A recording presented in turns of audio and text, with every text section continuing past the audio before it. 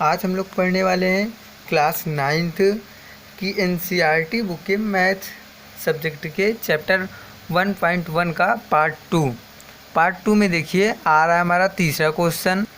इससे पहले हम लोग पार्ट 1 पे पढ़ चुके हैं पहला और दूसरा नंबर का क्वेश्चन। अब देखिए ये पढ़ लेते हैं क्या रहा है। क्वेश्चन जो है 3/5 तथा 4/5 के बीच परिमेय संख्याएं ज्ञात कीजिए। देखते हैं जो हम लोग पार्ट 1 पे दूसरे नंबर सवाल पे कर चुके हैं, सेम उसी तरीके इसमें भी करना है। देखिए नोट करते हैं। प्रश्नानुसार 3/5 तथा 4/5 के बीच परिमेय संख्या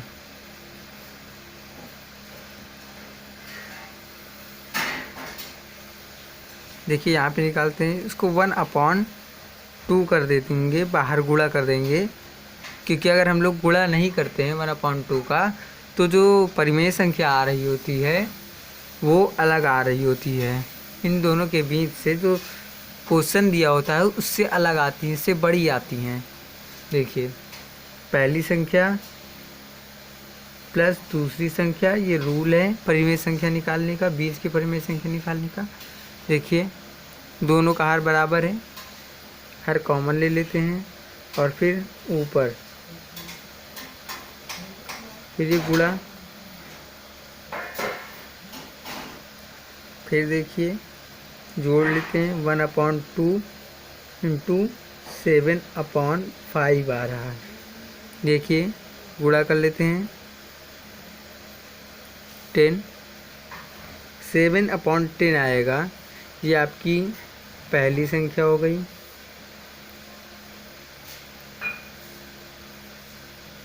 अब दूसरी संख्या निकालना है हमें। अब देखिए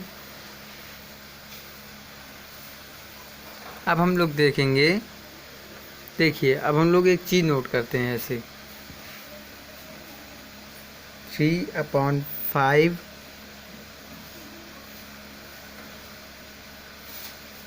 is less than 7/10 is less than 4/5। तो फिर अब हम लोग देखेंगे इसके बीच में अब एक परिमेय संख्या निकालते हैं हम लोग। देखते हैं 3/5 और 7/10 के बीच परिमेय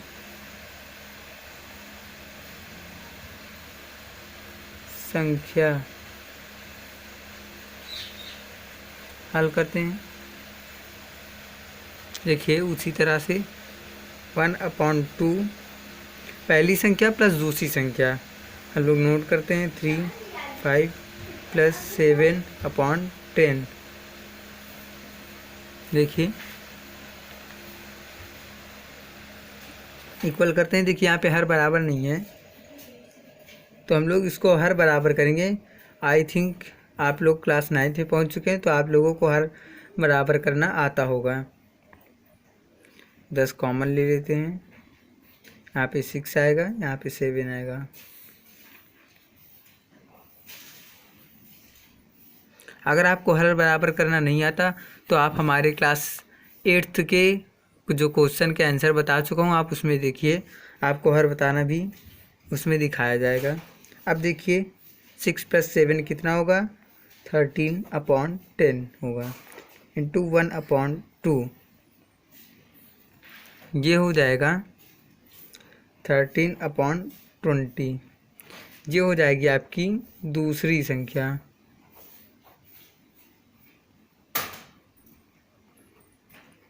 अब हम लोग यहाँ पे देखेंगे कि अब इसके और इसके बीच की परिमेय संख्या तो पता चल गई, पर अभी इसके और इसके बीच की एक परिमेय संख्या पता करते हैं, वो जो बाकी है। देखिए अब पता करते हैं। 7/10 और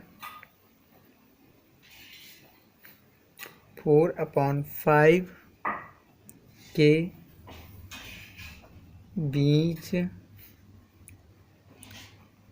परिमेय संख्या। फिर हम लोग उसी तरीके करते हैं। 1/2 ब्रैकेट के अंदर पहली संख्या प्लस दूसरी संख्या, 7/10 प्लस 4/5। हम लोग फिर नीचे अब लासा बराबर कर लेते हैं। अब नीचे हर बराबर कर लेते हैं। देखिए 10 आएगा, 7 आएगा, प्लस 8 आएगा, इंटू 1/2 आएगा। अब देखिए आगे, इसके आगे जो होगा 7+8 कितना होता है देखते हैं। देखिए वो आएगा 1/2 इंटू 13/10। अब इसको गुणा करेंगे तो हो जाएगा 13/20। ये आपकी तीसरी संख्या हो जाएगी।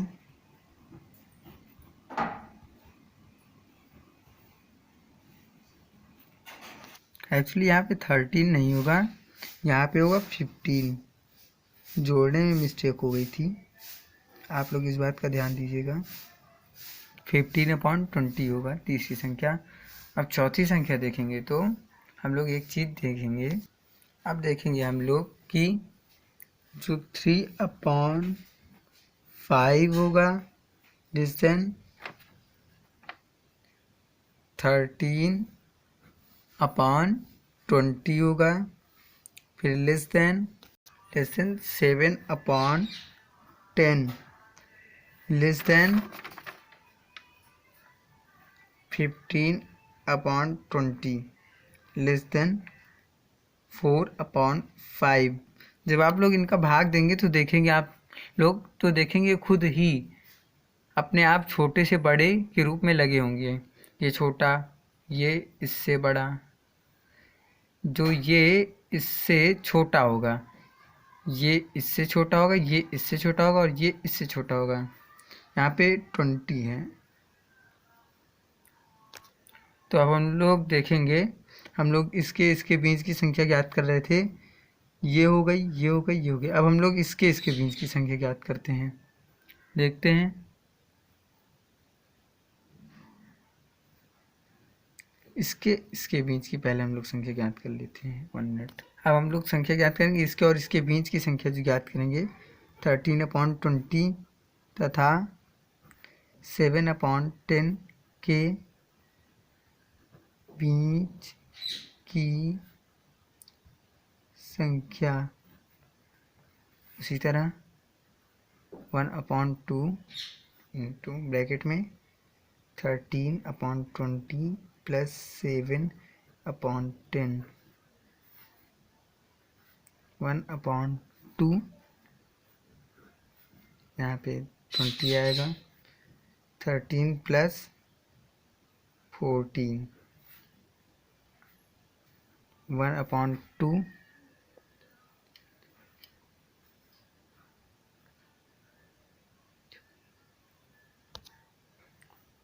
27/20। इसका गुणा कर लेंगे 40, 27/40 आएगा। ये आपकी हो जाएगी चौथी संख्या।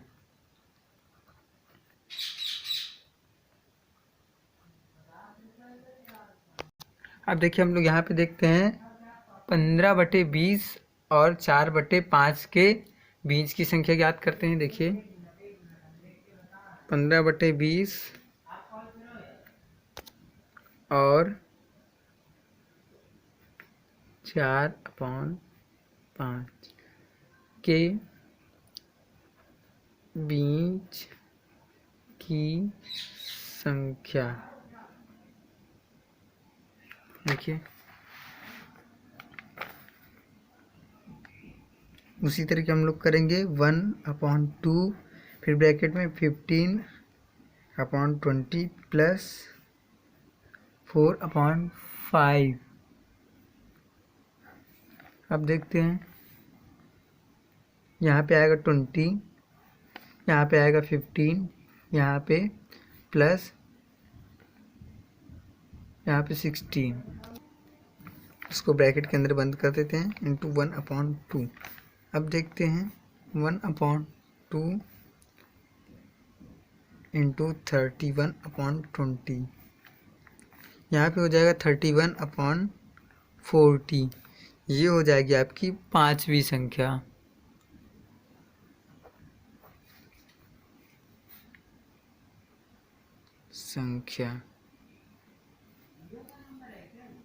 अब देखिए हम लोग लिख लेंगे, अतः 3/5 और 4/5 के बीच की 5 परिमेय संख्याएं।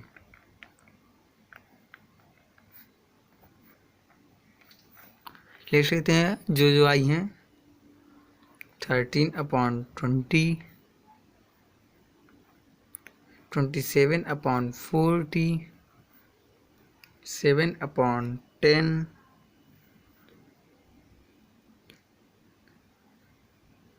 31/40, 15/20। ये हो जाएगा आपका आंसर।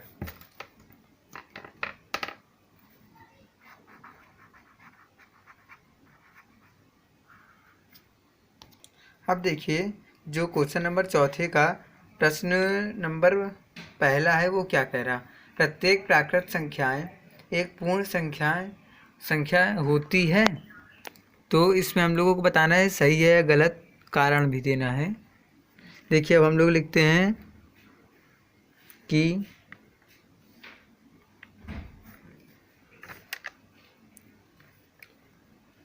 प्रत्येक प्राकृत संख्याएं एक पूर्ण संख्याएं होती हैं।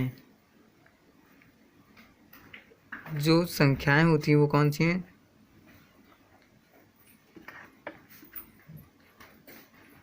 वो 0, 1, 2, 3 डैश डैश डैश सभी होती हैं, उसके आगे 100 तक की जो प्लस में होंगी। अतः सत्य लिख देंगे आप, सत्य कथन है। अब हम लोग देखते हैं दूसरा क्वेश्चन जो है, क्वेश्चन नंबर चौथे का दूसरा क्वेश्चन क्या कह रहा है, प्रत्येक पूर्णांक एक पूर्ण संख्या होती है। जी नहीं, देखिए प्रत्येक पूर्णांक जो होता है वो 1, 2, 3, 4 के साथ साथ -1, -2, -3 भी होता है, -4 भी होता है, पर जो पूर्ण संख्याएं होती हैं वो जो होती हैं वो हमेशा प्लस की होती हैं। 1, 2, 3, 4, 5, 6 और माइनस की पूर्ण संख्याएं नहीं होती, इसलिए हम लोग लिखेंगे असत्य, क्योंकि पूर्णांक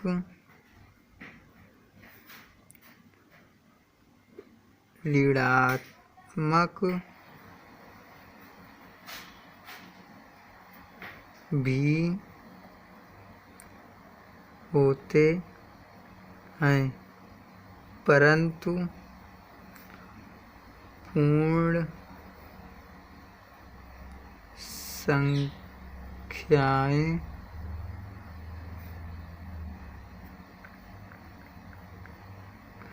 ऋणात्मक नहीं होती हैं। ये हो जाएगा आपका दूसरे का आंसर। देखिए जो तीसरा नंबर प्रश्न है वो क्या कह रहा है, प्रत्येक परिमेय संख्याएं एक पूर्ण संख्या होती हैं।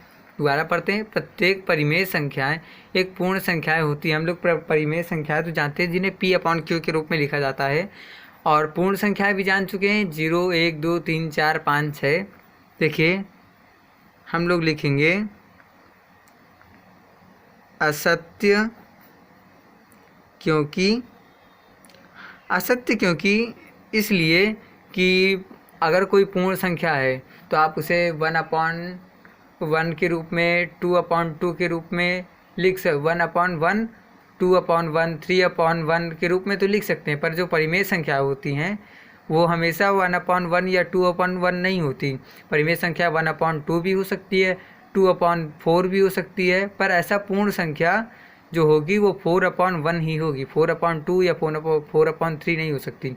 अगर वो संख्या 4/3 या 4/4 है तो वो परिमेय संख्याएं होगी।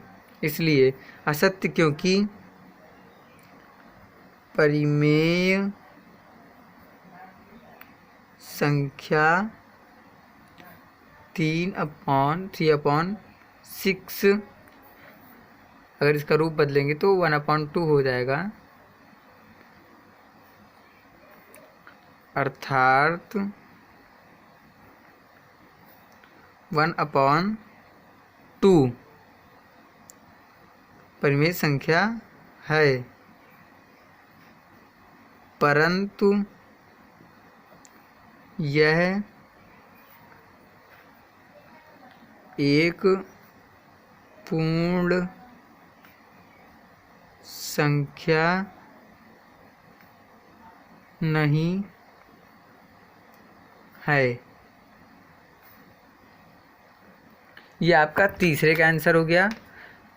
अब देखिए अगर आपको मेरे द्वारा बताया गया सवाल समझ में आया तो आप मेरे चैनल को सब्सक्राइब कीजिए, इस वीडियो को लाइक कीजिए, और आपको ये वीडियो कैसा लगा उसके लिए कमेंट कीजिए। धन्यवाद। और हाँ, मैं आपको एक और बात बता दूं, इस वीडियो को शेयर करना मत भूलिएगा।